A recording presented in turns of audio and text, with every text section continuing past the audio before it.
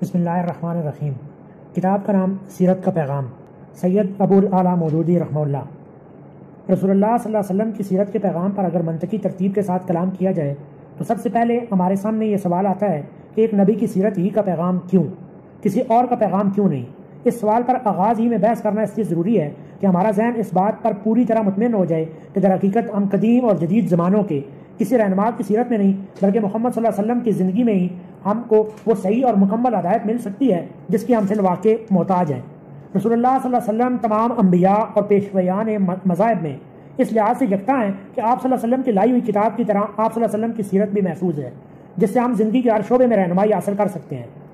بچپن سے لے کر آخری سانس تک جتنے لوگوں نے آپ صلی اللہ علیہ وسلم کو دیکھا، آپ کے حالات زندگی دیکھے، آپ صلی اللہ علیہ وسلم کے اقوال سنے، آپ صلی اللہ علیہ وسلم کی تقریریں سنی، آپ صلی اللہ علیہ وسلم کو کسی چیز کا حکم دیتے سنایا، کسی چیز سے منع کرتے سنا، ان کی ایک عظیم تعداد نے سب کچھ یاد رکھا اور بعد کی نسل تک اسے پہنچایا۔ بعض محققین کے نزدیک ایسے لوگوں کی تعداد 1 لاکھ تک پہنچتی ہے جنہوں نے آنکھوں دیکھے اور کانوں سنے ہوئے واقعات بعد کی نسل تک منتقل کیے تھے۔ رسول اللہ صلی اللہ علیہ وسلم نے بعض احکام خود لکھوا کر بھی بعض لوگوں کو دیے یا بھیجے تھے جو بعد کے لوگوں کو ملے۔ صحابہ میں کم از کم 6 اصحاب ایسے تھے جنہوں نے آپ صلی اللہ علیہ وسلم کی حدیث لکھ کر آپ صلی اللہ علیہ وسلم کو سنا دی تھی تاکہ ان میں کوئی غلطی نہ رہ جائے۔ یہ تحریریں بھی بعد کے آنے والوں کو ملی۔ حضور صلی اللہ علیہ وسلم کی وفات کے بعد کم از کم 50 صحابہ نے آپ صلی اللہ علیہ وسلم کے حالات، واقعات اور اقوال تحریری صورت میں جمع کیے اور یہ ذخیرہ علم بھی ان لوگوں تک پہنچا جنہوں نے بعد میں احادیث کو جمع اور مرتب کرنے کی خدمت انجام دی۔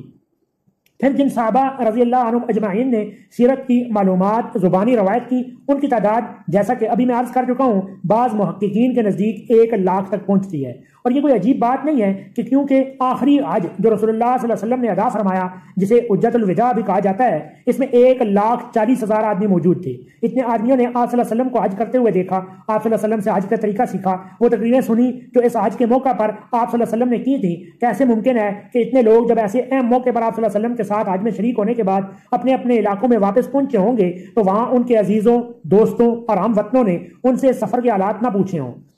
اور حج کی احکام دریافت نہ کیے ہوں۔ اسی سے اندازہ کر لیجئے کہ رسول اللہ صلی اللہ علیہ وسلم جیسی عظیم شخصیت کے اس دنیا میں گزر جانے کے بعد لوگ کس اشتیاق کے ساتھ آپ صلی اللہ علیہ وسلم کے احوال و اقوال اور احکام و ہدایات ان لوگوں سے پوچھتے ہوں گے جنہوں نے آپ صلی اللہ علیہ وسلم کو دیکھا تھا اور آپ صلی اللہ علیہ وسلم کے ارشادات سنے تھے۔ صحابہ رضی اللہ عنہم اجمعین سے جو روایات بعد کی نسلوں کو پہنچتی تھی ان کے بارے میں ابتدا ہی سے یہ طریقہ اختیار کیا گیا تھا کہ جو شخص بھی رسول اللہ صلی اللہ علیہ وسلم کی طرف منسوب کر کے کوئی بات کہتا اس کو یہ بتانا پڑتا تھا کہ اس نے وہ بات کس سے سنی ہے اور اوپر سلسلہ بسلسلہ کون کس سے وہ بات سنتا اور آگے بیان کرتا رہا ہے۔ اس طرح رسول اللہ صلی اللہ علیہ وسلم تک روایت کی پوری کڑیاں دیکھی جاتی تھیں تاکہ یہ اطمینان کر لیا جائے کہ وہ صحیح طور پر حضور صلی اللہ علیہ وسلم سے منقول ہوئی ہے۔ اگر روایت کی پوری کڑیاں نہ ملتی تھیں تو اس کی صحت مشتبہ ہو جاتی تھی۔ اگر کڑیاں نبی کریم صلی اللہ علیہ وسلم تک پہنچ جاتی لیکن بیچ میں کوئی راوی ناقابل اعتماد ہوتا تو ایسی روایت بھی قبول نہ کی جاتی تھی۔ آپ ذرا غور کریں تو آپ کو محسوس ہوگا کہ دنیا کے کسی دوسرے انسان کے حالات اس طرح سے مرتب نہیں ہوئے ہیں۔ یہ خصوصیت صرف نبی کریم صلی اللہ علیہ وسلم کو حاصل ہے کہ آپ صلی اللہ علیہ وسلم کے بارے میں کوئی بات بھی سند کے بغیر تسلیم نہیں کی گئی، اور سند بھی صرف یہی نہیں دیکھا گیا کہ ایک حدیث کا سلسلہ روایت رسول اللہ صلی اللہ علیہ وسلم تک پہنچتا ہے یا نہیں، بلکہ یہ بھی دیکھا گیا ہے کہ اس سلسلے کے تمام راوی بھروسے کے قابل ہیں یا نہیں۔ اس غرض کے لیے راویوں کے حالات کی بھی پوری جانچ پڑتال کی گئی اور اس پر مفصل کتابیں لکھ دی گئی جن سے معلوم کیا جا سکتا ہے کہ کون قابل اعتماد تھا اور کون نہ تھا، کس کی سیرت و کردار کا کیا حال تھا، کس کا حافظہ ٹھیک تھا اور کس کا ٹھیک نہ تھا، کون اس شخص سے ملا تھا جس سے اس نے روایت نقل کی ہے اور کون اس سے ملاقات کے بغیر ہی اس کا نام لے کر روایت بیان کر رہا ہے۔ اس طرح اتنے بڑے پیمانے پر راویوں کے متعلق معلومات جمع کی گئی ہیں کہ آج بھی ایک حدیث کے متعلق یہ جان سکتے ہیں کہ وہ قابل اعتماد ذرائع سے آئی ہے یا ناقابل اعتماد ذرائع سے۔ کیا انسانی تاریخ میں کوئی دوسرا شخص ایسا پایا جاتا ہے جس کے حالات زندگی اس قدر مستند طریقے سے منقول ہوئے ہوں؟ اور کیا اس کی کوئی مثال ملتی ہے کہ ایک شخص نے حالات کی تحقیق کے لیے ان ہزارہا آدمیوں کے حالات پر کتابیں لکھ دی گئی ہوں جنہوں نے اس ایک شخصیت کے متعلق کوئی روایت بیان کی ہو؟ موجودہ دور کے عیسائی اور یہودی علماء حدیث کی صحت کو مشتبہ ثابت کرنے کے لیے ایڑی چوٹی کا زور صرف کر رہے ہیں، اس کی اصل وجہ یہ حسد ہے کہ ان کے دین کی کتابوں اور ان کے پیشویان دین کے حالات کے سرے سے کوئی سند ہی نہیں ہے۔ اس جلن کے باعث انہوں نے اسلام اور قرآن اور محمد صلی اللہ علیہ وسلم پر تنقید کے معاملے میں علمی دیانت کو بھی بالائے طاق رکھ دیا ہے۔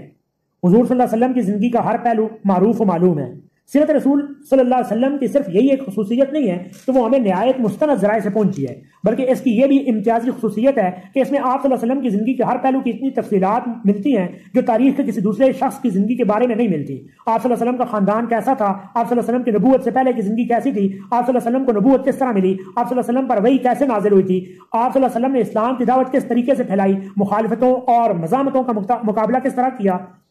اپنے ساتھیوں کی تربیت کیسے کی، اپنے گھر میں آپ صلی اللہ علیہ وسلم کس طرح رہتے تھے، اپنی بیویوں اور بچوں سے آپ صلی اللہ علیہ وسلم کا برتاؤ کیسا تھا، اپنے دوستوں اور دشمنوں سے آپ صلی اللہ علیہ وسلم کا معاملہ کیسا تھا، کس اخلاق کی تعلیم آپ صلی اللہ علیہ وسلم دیتے تھے، اور آپ صلی اللہ علیہ وسلم کا اپنا اخلاق کیسا تھا، کس چیز کا حکم دیا، کس کام سے آپ صلی اللہ علیہ وسلم نے منع کیا، کس کام کو آپ صلی اللہ علیہ وسلم نے ہوتے دیکھا اور منع نہ کیا، اور کس چیز کو ہوتے دیکھا اور منع فرمایا۔ یہ سب کچھ ذرا ذرا سی تفصیلات کے ساتھ حدیث اور سیرت کی کتابوں میں موجود ہے۔ آپ صلی اللہ علیہ وسلم ایک فوجی جنرل بھی تھے اور آپ صلی اللہ علیہ وسلم کی حکومت کے تمام آلات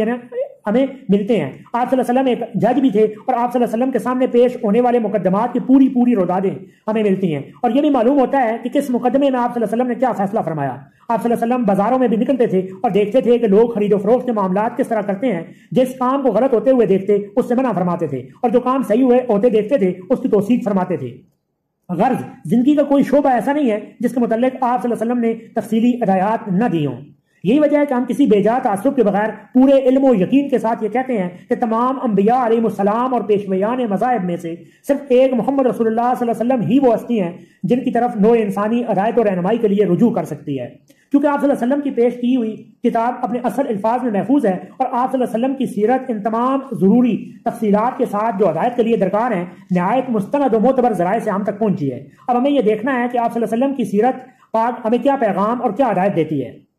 حضور صلی اللہ علیہ وسلم کا پیغام تمام انسانوں کے لیے ہے۔ اولین چیز جو ہمیں آپ صلی اللہ علیہ وسلم کی دعوت میں نظر آتی ہے وہ یہ ہے کہ آپ صلی اللہ علیہ وسلم رنگ و نسل اور زبان و وطن کے سارے امتیازات کو نظر انداز کر کے انسان کو بحیثیت انسان مخاطب کرتے ہیں اور چند اصول پیش کرتے ہیں جو تمام انسانوں کی بھلائی کے لیے ہیں۔ ان اصولوں کو بھی جو بھی مان لے وہ مسلمان ہے اور ایک عالمگیر امت مسلمہ کا فرض ہے، خواہ وہ کالا ہو یا گورا، مشرق کا رہنے والا ہو یا مغرب کا، عربی ہو یا اجمی، جہاں بھی کوئی انسان ہے، جس ملک یا قوم یا نسل میں بھی وہ پیدا ہوا ہے، جو زبان بھی وہ بولتا ہے اور جو رنگ بھی اس کی کھال کا ہے، وہ محمد رسول اللہ صلی اللہ علیہ وسلم کی دعوت کا مخاطب ہے۔ اور اگر وہ آپ صلی اللہ علیہ وسلم کے پیش کردہ اصولوں کو مان لیتا ہے تو بالکل مساوی حقوق کے ساتھ امت مسلمہ میں شامل ہو جاتا ہے۔ کوئی چھوٹ چھاٹ، کوئی اونچ نیچ، کوئی نسلی یا طبقاتی امتیاز، کوئی لسانی یا قومی یا جغرافیائی افتراق جو عقیدت کی وحدت قائم ہو جانے کے بعد ایک انسان کو دوسرے انسان سے جدا کرتا ہو، اس امت میں نہیں ہے۔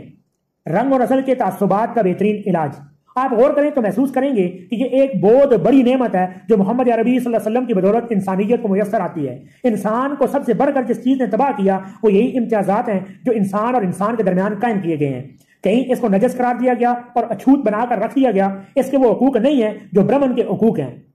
کہیں اس کو فنا کر دینے کے قابل قرار دیا گیا کیونکہ وہ آسٹریلیا اور امریکہ میں ایسے وقت پیدا ہو گیا تھا جب باہر سے آنے والوں کو اس سے زمین خالی کرانے کی ضرورت تھی۔ کہیں اس کو پکڑ کر غلام بنایا گیا اور اس سے جانوروں کی خدمت لی گئی، کہیں کیونکہ وہ افریقہ میں پیدا ہوا تھا اور اس کا رنگ کالا تھا۔ غرض نوع انسانی کے لیے قوم، وطن، نسل، رنگ اور زبان کے یہ امتیازات قدیم ترین زمانے سے لے کر اس زمانے تک بہت بڑی مصیبت کا ذریعہ بنے رہے ہیں۔ اس بنیاد پر لڑائیاں ہوتی رہی ہیں، اس بنیاد پر ایک ملک دوسرے ملک پر چڑھ دوڑا ہے، ایک قوم نے دوسری قوم کو لوٹا ہے اور پوری نسلیں تباہ و برباد کر دی گئی ہیں۔ نبی صلی اللہ علیہ وسلم نے اس مرض کا علاج فرمایا کہ دشمنان اسلام بھی مان گئے کہ رنگ، نسل اور وطن کے امتیازات کو جس کامیابی سے اسلام نے حل کیا ہے، ایسی کامیابی کسی کو نصیب نہیں ہوئی۔ امریکہ کے افریقی اور نسل باشندوں کا مشہور لیڈر میلکولم ایکس، جو ایک زمانے میں گوری نسل کے خلاف کالی نسل کے شدید ترین تعصب کا علمبردار تھا، اسلام قبول کر کے جب حج کے لیے گیا اور اس نے دیکھا کہ مشرق، مغرب، شمال، جنوب، ہر طرف سے ہر نسل کے لوگ، ہر رنگ کے لوگ، ہر وطن کے لوگ، ہر زبان کے بولنے والے لوگ چلے آ رہے ہیں، سب نے ایک جیسا احرام کا لباس پہن رکھا ہے، سب ایک ہی زبان میں لبیک لبیک کے نعرے لگا رہے ہیں، ایک ساتھ طواف کر رہے ہیں اور ایک ہی جماعت میں امام کے پیچھے نماز پڑھ رہے ہیں، تو وہ پکار اٹھا کہ رنگ و نسل کے مسئلے کا صحیح حل یہی ہے، نہ کہ جو ہم اب تک کرتے رہے ہیں۔ اس مرحوم کو تو ظالموں نے قتل کر دیا، مگر اس کی خود نوشت سوانح عمری شائع شدہ موجود ہے۔ اس میں آپ دیکھ سکتے ہیں کہ حج سے کیسا گہرا اثر اس نے قبول کیا تھا۔ یہ حج تو اسلام کی عبادات میں سے صرف ایک عبادت ہے۔ اگر کوئی شخص آنکھیں کھول کر اسلام کی تعلیمات کو بحیثیت مجموعی دیکھے تو کسی جگہ بھی انگلی رکھ کر یہ نہیں کہہ سکتا کہ یہ چیز کس خاص قوم یا کسی قبیلے یا کسی نسل یا طبقے کے مفاد کے لیے ہے۔ یہ تو پورے کا پورا دین ہی اس بات کی شہادت دے رہا ہے کہ یہ تمام انسانوں کے لیے ہے اور اس کی نگاہ میں یہ سب انسان یکساں ہیں جو اس کے اصول قبول کر کے اس کی بنائی ہوئی عالمگیر برادری میں شامل ہو جائیں۔ بلکہ یہ غیر مسلموں کے ساتھ وہ سلوک نہیں کرتا جو گوروں نے کالوں کے ساتھ کیا، جو سامراجی قوتوں نے اپنی محکوم قوتوں کے ساتھ کیا، جو کمیونسٹ حکومتوں نے اپنے دائرہ اقتدار میں رہنے والے غیر کمیونسٹوں کے ساتھ، حتیٰ کہ خود اپنی پارٹی کے غیر مرغوب ارکان کے ساتھ کیا۔ اب ہمیں یہ دیکھنا ہے کہ انسانیت کی فلاح کے لیے وہ کیا اصول ہیں جو رسول اللہ صلی اللہ علیہ وسلم نے پیش فرمائے ہیں، اور ان میں کیا بات ایسی ہے جو نہ صرف فلاح انسانیت کی ضامن ہے بلکہ تمام انسانوں کو ایک وحدت کی لڑی میں پرو کر ایک امت بھی بنا سکتی ہے۔ اللہ کی وحدانیت کا وسیع ترین تصور، ان سب سے مقدم اللہ تعالیٰ کی وحدانیت کو تسلیم کرنا ہے، صرف اس معنی میں نہیں کہ اللہ ہے، اور محض اس معنی میں بھی نہیں کہ بس ایک ہے، بلکہ اس معنی میں کہ اس کائنات کا واحد خالق، مالک، مدبر اور حاکم اللہ تعالیٰ ہی ہے۔ کوئی دوسری ہستی پوری کائنات میں ایسی نہیں ہے جس کے پاس حاکمیت کا اقتدار ہو، جس کو حکم دینے اور منع کرنے کا حق ہو، جس کے حرام کرنے سے کوئی چیز حرام ہو اور جس کے حلال کرنے سے کوئی چیز حلال ہو سکتی ہو۔ یہ اختیارات اس کے سوا کوئی نہیں رکھتا، کیونکہ جو خالق اور مالک ہے اسی کو یہ حق پہنچتا ہے کہ اپنے بندوں کو اپنی پیدا کردہ دنیا میں جس چیز کی چاہے اجازت دے اور جس سے چاہے منع کر دے۔ اسلام کی دعوت یہ ہے کہ اللہ کو اس کی حیثیت سے مانو، اس کو اس کی حیثیت سے مانو کہ ہم اس کے سوا کسی کے بندے نہیں ہیں، اس کے قانون کے خلاف کسی کو ہم پر حکم چلانے کا حق نہیں ہے۔ اس حیثیت سے مانو کہ ہمارا سر اس کے سوا کسی کے سامنے جھکنے کے لیے نہیں بنا ہے۔ اس حیثیت سے مانو کہ ہمارا جینا اور مرنا بالکل اس کے اختیار میں ہے، جس وقت چاہے ہمیں موت دے سکتا ہے اور جس وقت چاہے ہمیں زندہ رکھ سکتا ہے۔ اس کی طرف سے موت آئے تو دنیا کی کوئی طاقت بچانے والی نہیں، اور وہ زندگی عطا کرے تو دنیا کی کوئی طاقت ہلاک کر دینے والی نہیں ہے۔ یہ ہے اسلام کا تصور خدا۔ اس تصور کے مطابق زمین سے لے کر آسمانوں تک ساری کائنات خدا کی تابع فرمان ہے، اور انسان جو اس کائنات میں رہتا ہے اس کا بھی یہی کام ہے کہ خدا ہی کا تابع فرمان بن کر رہے۔ اگر وہ خود مختار بنے یا خدا کے سوا کسی اور کی طاقت اختیار کر لے تو اس کی زندگی کا نظام پورے نظام کائنات کے خلاف ہو جائے گا۔ دوسرے الفاظ میں اس بات کو یوں سمجھیے کہ ساری کائنات خدا کے حکم کے تحت چل رہی ہے۔ یہ ایک امر واقعی ہے جسے کوئی بدل نہیں سکتا۔ اب اگر ہم خدا کے سوا کسی اور کے حکم کے تحت چل رہے ہوں یا اپنی مرضی کے مختار بن کر جدھر جی چاہے چل رہے ہوں تو اس کے معنی یہ ہوں گے کہ ہماری زندگی کی گاڑی پوری کائنات کی گاڑی کے خلاف سمت میں چل رہی ہے۔ ایک مستقل تصادم ہے جو ہمارے اور نظام کائنات کے درمیان ہو رہا ہے۔ ایک اور پہلو دیکھیے، اس تصور کے مطابق انسان کے لیے صحیح طریقہ حیات، وے آف لائف صرف یہ ہے کہ وہ اللہ کی اطاعت کرے، کیونکہ وہ مخلوق ہے اور اللہ اس کا خالق ہے۔ مخلوق ہونے کی حیثیت سے اس کا خود مختار بن جانا بھی غلط ہے اور اپنے خالق کے سوا دوسروں کی بندگی کرنا بھی غلط۔ ان دونوں راستوں میں سے جو راستہ بھی وہ اختیار کرے گا وہ حقیقت سے متصادم ہوگا، اور حقیقت سے ٹکرانے کا نقصان خود ٹکرانے والے ہی کو پہنچتا ہے۔ حقیقت کا اس سے کچھ نہیں بگڑتا۔ بندگی رب کی دعوت، رسول اللہ صلی اللہ علیہ وسلم کی دعوت یہ ہے کہ اس تصادم کو ختم کرو۔ تمام زندگی کا قانون اور ضابطہ بھی وہی ہونا چاہیے جو پوری کائنات کا ہے۔ تم نہ خود قانون ساز بنو اور نہ کسی دوسرے کا یہ حق تسلیم کرو کہ وہ خدا کی زمین میں خدا کے بندوں پر اپنا حقوق قانون چلائے۔ قانون پر حق صرف خداوند عالم کا قانون ہے، باقی سب قوانین باطل ہیں۔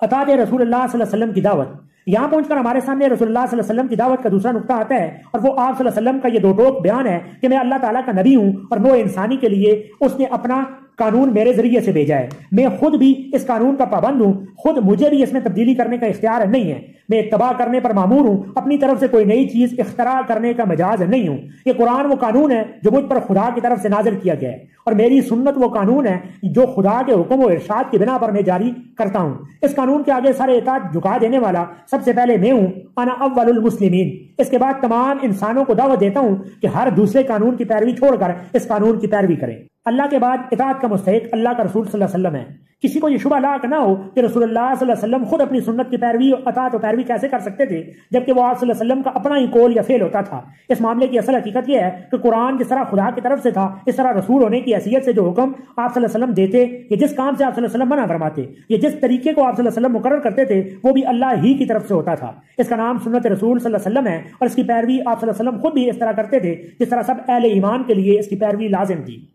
یہ بات ایسے موقع پر پوری طرح واضح ہو جاتی تھی جب صحابہ رضی اللہ عنہم اجمعین حضور صلی اللہ علیہ وسلم کی رائے سے اختلاف کر کے اپنی تجویز پیش کرتے تھے اور آپ صلی اللہ علیہ وسلم اپنی رائے چھوڑ کر ان کی تجویز قبول فرما لیتے تھے۔ اس طرح یہ بات ان مواقع پر بھی کھل جاتی تھی جب آپ صلی اللہ علیہ وسلم کسی معاملے میں صحابہ رضی اللہ عنہم اجمعین سے مشورہ طلب فرماتے تھے۔ یہ مشاورت خود اس امر کی دلیل ہوتی تھی کہ اس معاملے میں خدا کی طرف سے کوئی حکم نہیں آیا ہے، کیونکہ خدا کا حکم ہوتا تو اس میں مشاورت کا کوئی سوال ہی پیدا نہ ہو سکتا تھا۔ ایسے مواقع پر رسول اکرم علیہ الصلوۃ والسلام کے عہد میں بارہا پیش آئے ہیں جن کی تفصیلات حدیث میں ہم کو ملتی ہیں، بلکہ صحابہ رضی اللہ عنہم اجمعین کا تو بیان یہ ہے کہ ہم نے حضور صلی اللہ علیہ وسلم سے زیادہ مشاورت کرنے والا کسی کو نہیں دیکھا۔ اس پر آپ غور کریں تو آپ کو محسوس ہوگا کہ یہ بھی حضور صلی اللہ علیہ وسلم کی سنت ہی تھی کہ جس معاملے میں اللہ کا حکم نہ ہو اس میں مشورہ کیا جائے، اور کوئی دوسرا حاکم تو درکنار اللہ کا رسول صلی اللہ علیہ وسلم تک اپنی ذاتی رائے کو لوگوں کے لیے فرمان واجب الاذان نہ قرار دے۔ اس طرح رسول اللہ صلی اللہ علیہ وسلم نے امت کو شورا کے طریقے سے کام کرنے کی تربیت دی اور لوگوں کو یہ سکھایا کہ جس معاملہ میں حکم الہی ہو اس میں بے چون و چرا اطاعت کرو، اور جہاں حکم الہی نہ ہو وہاں آزادی رائے کا حق بے خوف و خطر استعمال کرو۔ آزادی کا حقیقی چارٹر،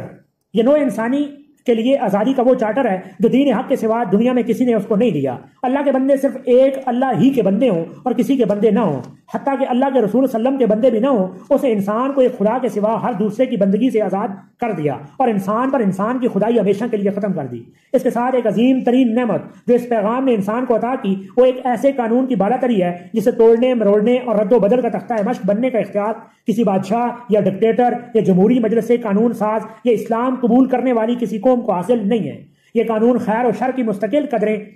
پرماننٹ ویلیوز انسان کو دیتا ہے جنہیں بدل کر کبھی کوئی خیر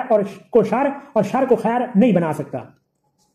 خدا کے حضور جوابدہی کا تصور، تیسری بات جو رسول اللہ صلی اللہ علیہ وسلم نے بندگان خدا کو بتائی وہ یہ ہے کہ تم خدا کے سامنے جوابدہ ہو۔ تم اس دنیا میں شتر پہ مہار بنا کر چھوڑ نہیں دیے گئے کہ اپنی مرضی سے جو چاہو کرتے رہو، جس کھیت میں چاہو چرتے پھرو اور کوئی تمہیں پوچھنے والا نہ ہو، بلکہ تم اپنے ایک کول اور اپنی پوری اختیاری زندگی کے اعمال کا حساب اپنے خالق و معبود کو دینے والے ہو۔ مرنے کے بعد تمہیں اٹھنا پڑے گا اور اپنے رب کے سامنے باز پرس کرنے کے لیے پیش ہونا پڑے گا۔ یہ ایک ایسی زبردست اخلاقی طاقت ہے جو اگر انسان کے ضمیر میں جاگزیں ہو جائے تو اس کا حال ایسا ہوگا جیسے اس کے ساتھ ہر وقت ایک چوکیدار لگا ہوا ہے جو برائی کے ہر ارادے پر اسے ٹوکتا اور ہر اقدام پر اسے روکتا ہے۔ باہر کوئی گرفت کرنے والی پولیس اور سزا دینے والی حکومت موجود ہو یا نہ ہو، اس کے اندر ایک ایسا متعصب بیٹھا رہتا ہے جس کی پکڑ کے خوف سے وہ کبھی خلوت میں یا جنگل میں یا اندھیرے میں یا کسی سنسان جگہ میں خدا کی نافرمانی نہ کر سکے گا۔ اس سے بڑھ کر انسان کی اخلاقی اصلاح اور اس کے اندر ایک مستحکم کردار پیدا کرنے کا کوئی ذریعہ نہیں ہے۔ دوسرے جتنے ذرائع سے بھی آپ سنوارنے کی کوشش کریں گے اس سے آگے نہ بڑھ سکیں گے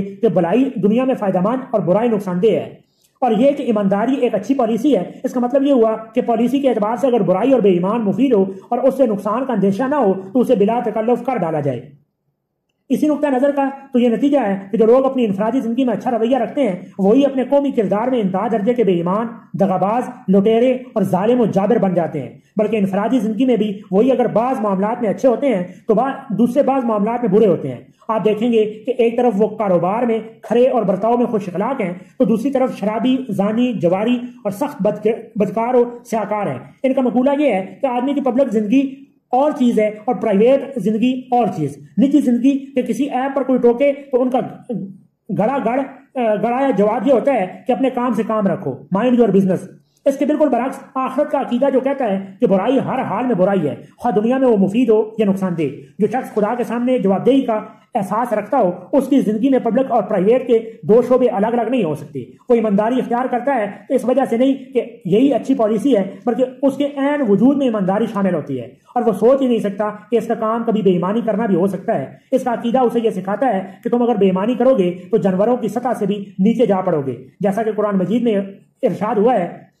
لَقَدْ خَلَقْنَا الْإِنسَانَ فِي أَحْسَنِ تَقْوِيمٍ ثُمَّ رَدَدْنَاهُ أَسْفَلَ سَافِلِينَ۔ ہم نے انسان کو بہترین ساخت میں پیدا کیا پھر اسے اوندا کر کے سب نیچوں سے نیچ کر دیا۔ اس طرح رسول اللہ صلی اللہ علیہ وسلم کی رہنمائی سے انسان کو صرف ایک مستقل اخلاقی اقدار رکھنے والا ناقابل تبدیل قانون ہی نہیں ملا، بلکہ انفرادی اور قومی اخلاق و کردار کے لیے ایک ایسی بنیاد بھی مل گئی جو کبھی متزلزل ہونے والی نہیں ہے، جو اس بات کی محتاج نہیں ہے کہ کوئی حکومت موجود ہو، کوئی پولیس موجود ہو، کوئی عدالت موجود ہو تو آپ سیدھے راستے پر چلیں ورنہ مجرم بن کر رہے ہیں۔ رہبانیت کی بجائے دنیا داری میں اخلاق کا استعمال۔ رسول اللہ صلی اللہ علیہ وسلم کی دعوت ایک اور اہم سبق ہمیں دیتی ہے اور وہ یہ ہے کہ اخلاق راہبوں کی گوش عزت کے لیے نہیں ہے، درویشوں کی خانقاہوں کے لیے نہیں ہے، بلکہ دنیا کی زندگی کے ہر شعبے میں برتنے کے لیے ہے۔ جس روحانی اور اخلاقی بلندی کو دنیا فقروں اور درویشوں میں تلاش کرتی تھی، رسول اللہ صلی اللہ علیہ وسلم اسے حکومت کی مسند پر اور عدالت کی کرسی پر اٹھا لائے۔ آپ نے تجارت کے کاروبار میں خدا ترسی اور دیانت سے کام لینا سکھایا۔ آپ صلی اللہ علیہ وسلم نے پولیس اور فوج کے سپاہیوں کو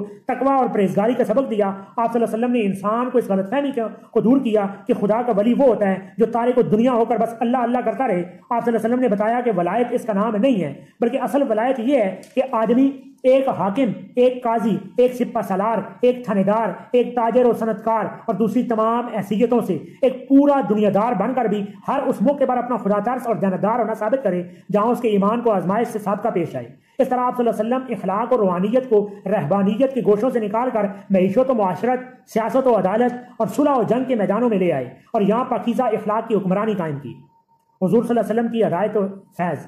یہ اسی رہنمائی کا فیض تھا کہ اپنی نبوت کے آغاز میں جن لوگوں کو آپ صلی اللہ علیہ وسلم نے ڈاکو پایا ان کو اس حالت میں چھوڑا کہ وہ امانت دار اور خلق کے خدا کی جان و مال اور آبرو کے محافظ بن چکے تھے۔ جن لوگوں کو حق مارنے والا پایا تھا انہیں حق ادا کرنے والا، حقوق کی حفاظت کرنے والا اور حقوق دلوانے والا بنا کر چھوڑا۔ آپ صلی اللہ علیہ وسلم سے پہلے دنیا ان حاکموں سے واقف تھی جو ظلم و جور سے رعیت کو دبا کر رکھتے تھے اور اونچے اونچے محلوں میں رہ کر اپنی خدائی کا سکہ جماتے تھے۔ آپ صلی اللہ علیہ وسلم نے اسی دنیا کو ایسے حاکموں سے روشناس کرایا جو بازاروں میں عام انسانوں کی طرح چلتے تھے، عدل و انصاف سے دلوں پر حکومت کرتے تھے۔ آپ صلی اللہ علیہ وسلم سے پہلے دنیا ان فوجوں سے واقف تھی جو کسی ملک میں گھستی تھی تو ہر طرف قتل عام برپا کرتی تھی، بستیوں کو آگ لگاتی اور مفتوح قوم کی عورتوں کو بے آبرو کرتی پھرتی تھی۔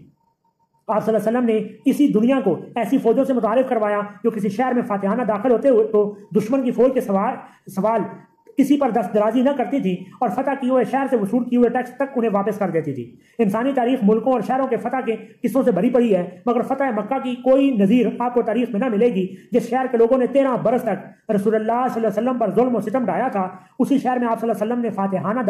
داخلہ اس شان سے ہوا تھا کہ آپ صلی اللہ علیہ وسلم کا سر خدا کے آگے جھکا جا رہا تھا۔ آپ صلی اللہ علیہ وسلم کی پیشانی اونٹ کے کجاوے سے لگی رہی تھی اور آپ صلی اللہ علیہ وسلم کے طرز عمل میں غرور اور تکبر کا شائبہ تک نہ تھا۔ وہی لوگ جو 13 برس تک آپ صلی اللہ علیہ وسلم پر ظلم و ستم کرتے رہے تھے، جنہوں نے آپ صلی اللہ علیہ وسلم کو ہجرت پر مجبور کر دیا تھا اور جو ہجرت کے بعد بھی 8 برس تک آپ صلی اللہ علیہ وسلم سے برسر جنگ رہے تھے، جب مغلوب ہو کر آپ صلی اللہ علیہ وسلم کے سامنے پیش ہوئے تو انہوں نے آپ صلی اللہ علیہ وسلم سے رحم و کرم کی التجا کی اور آپ صلی اللہ علیہ وسلم نے انتقام لینے کی بجائے فرمایا کہ لا تشریب علیکم اليوم اذهبوا فانتم الطلقاء، آج تم پر کوئی گرفت نہیں، جاؤ تم چھوڑ دیے گئے۔ رسول اللہ صلی اللہ علیہ وسلم کے اس نمونہ کا جو اثر آپ صلی اللہ علیہ وسلم کی امت پر پڑا ہے، اس کا اگر کوئی شخص اندازہ کرنا چاہے تو تاریخ میں خود دیکھ لے کہ مسلمان جب اسپین میں داخل ہوئے تو ان کا رویہ کیا تھا، اور جب عیسائیوں نے ان پر فتح پائی تو ان کے ساتھ کیا سلوک کیا گیا۔ صلیبی لڑائیوں کے زمانے میں جب عیسائی بیت المقدس میں داخل ہوئے تو انہوں نے مسلمانوں کے ساتھ کیا برتاؤ کیا، اور مسلمانوں نے جب بیت المقدس کو ان سے واپس لیا تو عیسائیوں کے ساتھ ان کا برتاؤ کیا تھا۔ حضرات، رسول اکرم صلی اللہ علیہ وسلم کی سیرت ایک